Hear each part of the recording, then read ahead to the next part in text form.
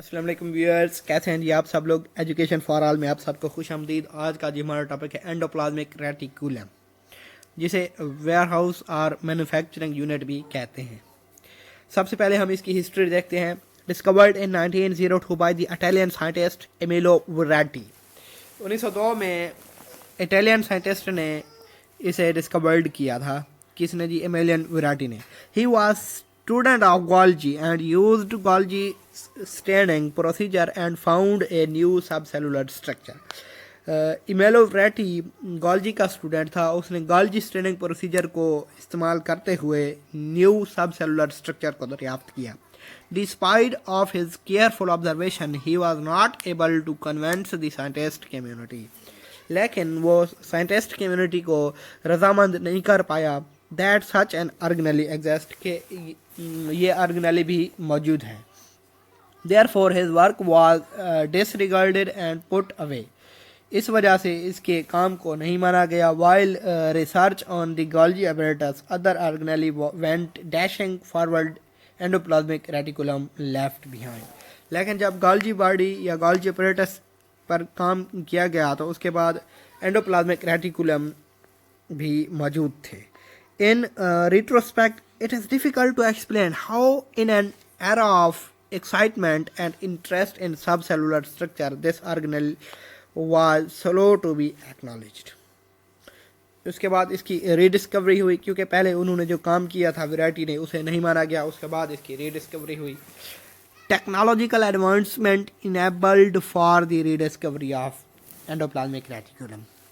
Technology में advancement आ गई। 1953 Keith Porter developed electron microscopy technique that allow him to observe net like reticulum structure within endoplasmic endo the cytoplasm plastic.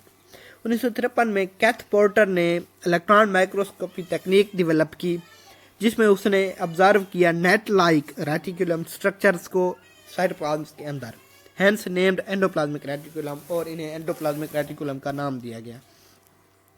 In 1954 he teamed up with the father of modern cell biology, George Plaidy, and together they obtained high resolution image and finally proved the existence of this organelle.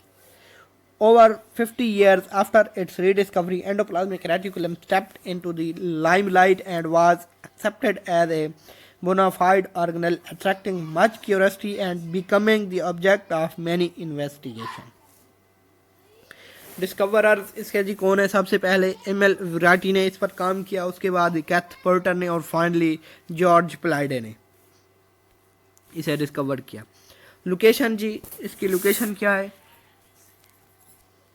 Endoplasmic reticulum, electron micrograph of rough endoplasmic reticulum in the rat liver cell ribosomes are attached to the cytosolic face of endoplasmic reticulum.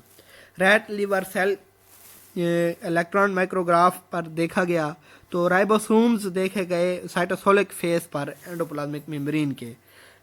और electron B में देखें electron micrograph of smooth endoplasmic reticulum in the Leydig cells of the testis which are active in the steroid hormone synthesis. ये देखें दो तरह के होते हैं जी, रफ एंडोप्लाज्मिक रेटिकुलम और smooth endoplasmic reticulum.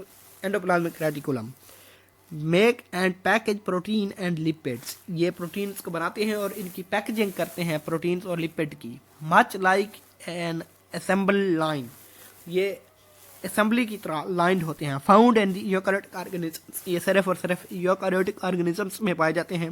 Forms and interconnected network of the flattened membrane enclosed sacs are the tubes known as cisternae. ये interconnected network of flattened and membrane enclosed sacs या ट्यूब्स बनाते हैं, जिन्हें क्या कहते हैं जी? Cisternae. Largest organelle in the eukaryotic cell, ये यूकैरियोटिक सेल में लार्जेस्ट है। It provides separate chemical environment which allow for the correct protein folding.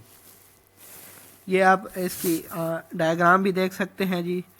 ये न्यूक्लियर पोर, न्यूक्लियर एनवलप, और ये साथ ही स्मूथ एंडोप्लाज्मिक रेटिकुलम, और ये सिस्टर्नी स्पेस है।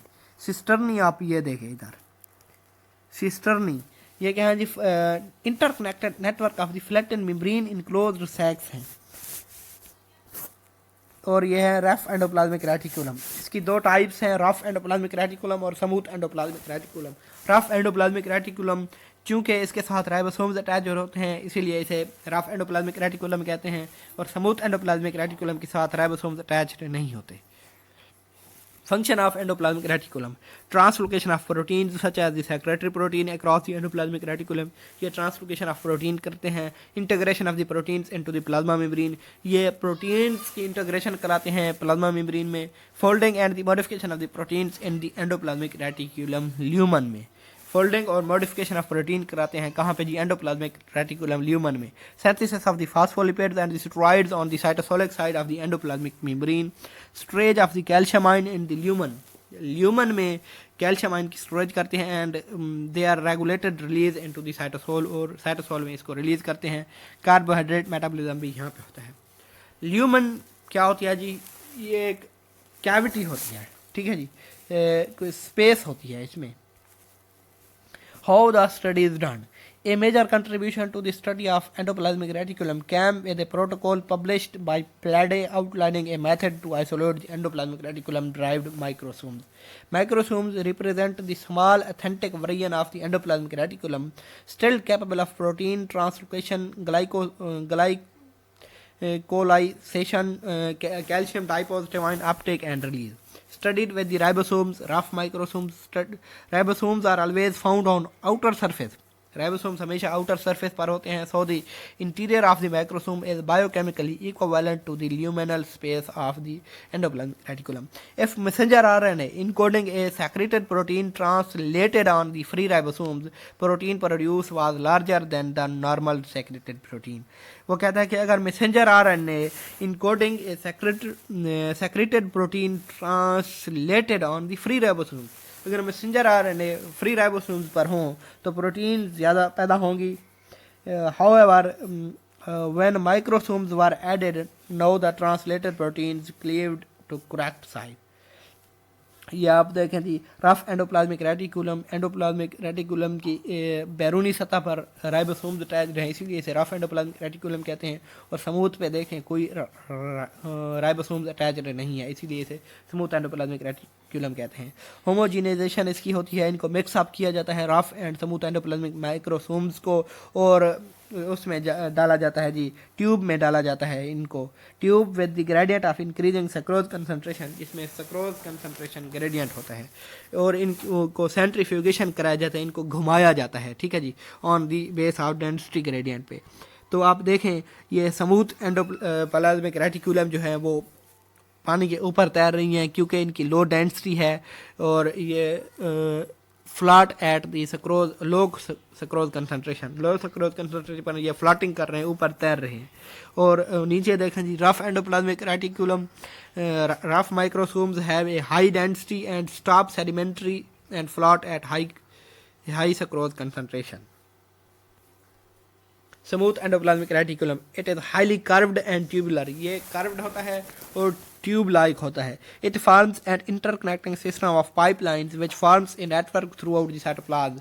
ये पाइपलाइंस का एक इंटरकनेक्टेड सिस्टम होता है जो कि थ्रू आउट द साइटोप्लाज्म होता है। It is involved in the production of steroid hormone, ये स्टेरॉयड हार्मोन की प्रोडक्शन में इन्वॉल्व होता है। In the adrenal cortex and adrenal gland, steroid hormone कहाँ पे पैदा करते हैं, एड्रिनल कॉर्टेक्स और एड्रिनल ग्लैंड में। Lipid composition of the endoplasmic membrane is different to that of the other cell compartment, has larger abundance of phosphatidylcholine and a very low concentration of the cholesterol. Large abundance of phosphatidylcholine करता है और very low concentration of the cholesterol करता है। It is also very fluid and disordered due to its large proportions of the unsaturated fatty acid. ये क्या है, very fluid and disordered है, क्यों जी, large proportion of unsaturated fatty acids की वजह से। It is more prominent in the small cell than in the other depending on the cell function. ये देखें जी, ये स्मूथ एंडोप्लाज्मिक रेटिकुलम है, पाइपलाइन इंटरकनेक्टेड नेटवर्क पर मुश्तमिल होता है। ये देखें, ये मेम्ब्रेन जो है ये पाइप की तरह दिखाई देते हैं। Continue, synthesis nearly all major classes of the lipids but mainly PC enzymes or the membrane facing the cytosol where their substrates are present. Sequesters almost all of the calcium dipositive ion from the cytosol. It is achieved by the calcium dipositive ion pump and the high concentration of the calcium binding protein within the lumen. Specialized smooth endoplasmic reticulum is dedicated to release and the reuptake of the calcium dipositive ion. Most widely used example of this is the sarcoplasmic reticulum found in the muscle cell. इसकी example क्या है जी, sarcoplasmic reticulum जो muscle cells में पाई जाती है. Calcium ion release and the reuptake triggers microfibril contraction. Calcium ion की release और Uptake क्या करती है, माइक्रोफिब्रल कंट्रैक्शन कराती है एंड रिलैक्सेशन, इनकी माइक्रोफिब्रल की कंट्रैक्शन और रिलैक्सेशन कराती है रिस्पेक्टिवली इन द मसल्स. और रफ एंडोप्लाज्मिक रेटिकुलम पे देखें, ये ब्लैक कलर में आपको ये राइबोसोम्स दिखाई दे रहे हैं, ये इससे के साथ अटैच्ड होते हैं जी. Rough endoplasmic reticulum flattened sealed sac that is continuous with the nuclear membrane. ये सैक लाइक होते हैं और न्यूक्लियर मेम्ब्रेन के साथ कंटिन्यूड होते हैं. Studded on its outer surface with the ribosomes. इसके आउटर सरफेस पर क्या होते हैं, राइबोसोम्स होते हैं.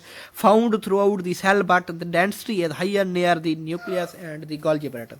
It has the abundant translocation pores. Ribosomes are free to attach at these sites to synthesize protein and they transport them directly into the endoplasmic reticulum lumen, after which the ribosomes can detach. The presence of ribosomes studied on the membrane is what gave the rough endoplasmic reticulum it's name. चूँकि इसके outer surface पर ribosomes होते हैं तो इसी वजह से इसे रफ एंडोप्लाज्मिक रेटिकुलम का नेम दिया गया है. प्रोटीन फोल्डिंग होती है इसमें, assembly to of the multiple subunit protein होते हैं और डाइसल्फाइड बॉन्ड फॉर्मेशन होता है. This requires an oxidising environment where the cytosol provides a reducing environment. Oxidising environment की ज़रूरत होती है और साइटोसोल इधर रिड्यूसिंग इन्वायरमेंट पैदा करता है. And oxidising environment is found within the endoplasmic reticulum lumen which also contain the disulphide isomerase and enzymes which facilitate the disulfide bond formation. Glycosylation. The initial stages occur on the specific asparagine residues through the calreticulin cycle. Degradation of the misfolded proteins through the ubiquitin protease pathway. जी ये था आज का हमारा topic. इंशाल्लाह next lecture में हम पढ़ेंगे कि ये किस तरह प्रोटीन्स और लिपिड्स वगैरह के फॉर्मेशन करते हैं. उम्मीद है कि आपको समझ आ